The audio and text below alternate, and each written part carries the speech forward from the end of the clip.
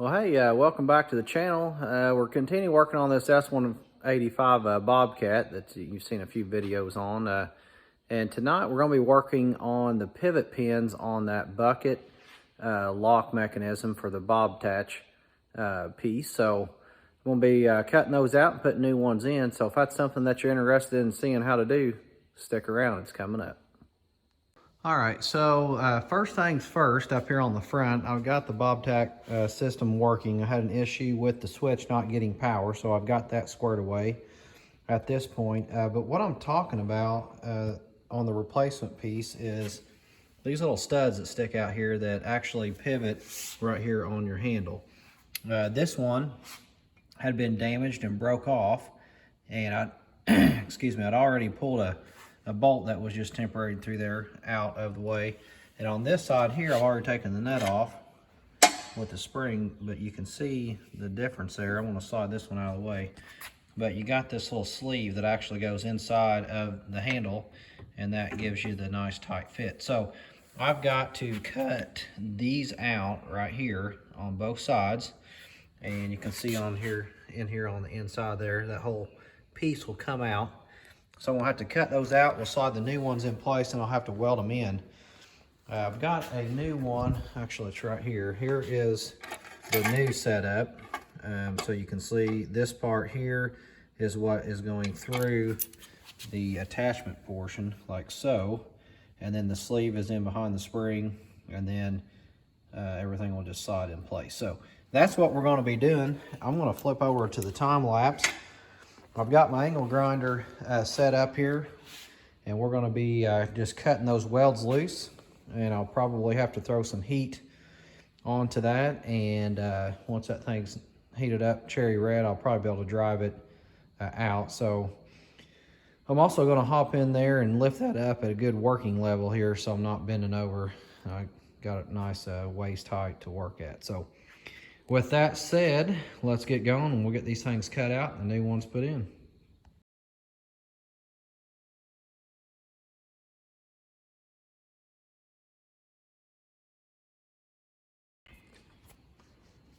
All right, so you watch me knock this one out on the left side here as you're sitting in the cab. And I want to show you what I'm doing there with the grinder in order to do that. And basically I'm just I cut the top part off, and then I'm getting down to where the sleeve goes through the main part of the attachment. And you can see that circle starting to show up around where I'm grinding. So I'm just grinding down to that point. Once I get maybe a little more off of the bottom right here, I will go ahead and take my punch and hammer and hit it. And a lot of times that'll just break the rest of that free, and then it'll just drive out the bottom. I will need to clean that up just a little bit in order to get the new one to slide in there. I'm not sure if I need to run a drill bit through that yet or not, just to kind of clean up the rough edges, but I will find out here shortly. So I just wanted to interject that real quick, and we'll flip back to the time lapse and we'll finish knocking this one out.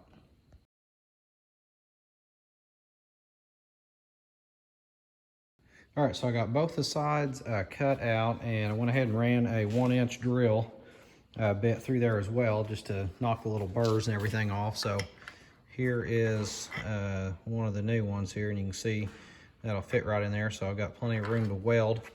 Maybe a little tricky just getting the thing started. I'll have to check my angle out and all that good stuff too, because it'll move around in there like so. So I'll get that situated, and then we'll get set up here with the welder, and we'll go ahead and get that thing welded in place on both sides.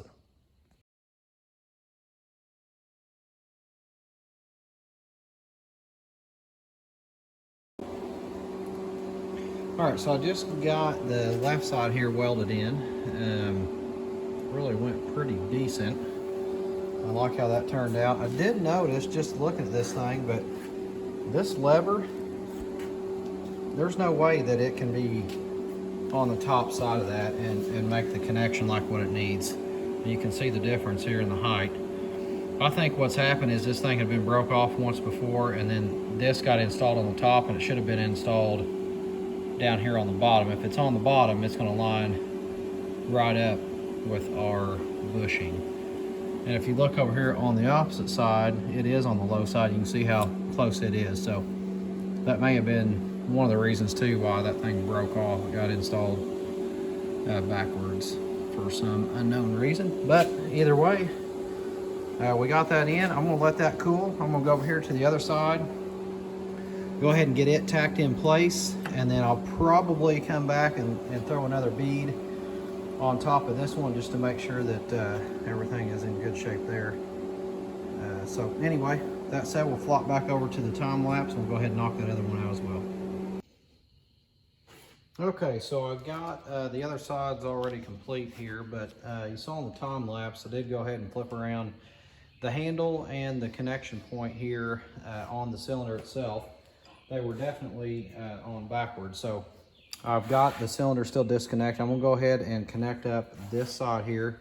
You simply just slide the bolt up through there, and then we got a flat washer and a nylon lock nut here, and this is still warm, so I'm gonna kind of be easy when I do this so I don't bleed through my other glove here. And just get that started on the bottom side there. That sleeve that we put through allows the bolt to go up in there so you don't have to have any kind of wrench on the back side there. Just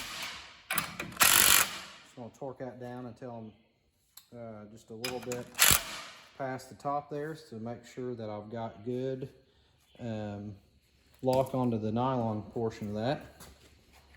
And then we're just simply gonna go ahead and reassemble our hydraulic cylinder. No big deal. So I will pivot. Hopefully I can get this in position without having to, I may have to get in the cab there and get this thing pushed out. Oh, there we are. There we go. All right, so let me get that in place there. There is a grease fitting right there as well. We'll have to apply some grease on that thing. We'll put our bolt back in here. It's a 9/16. We'll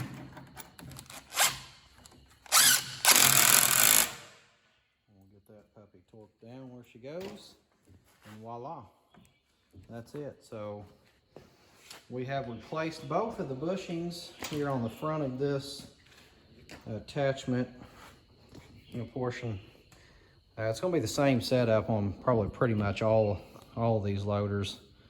They Bobcat really hadn't changed a whole lot on the connection point here.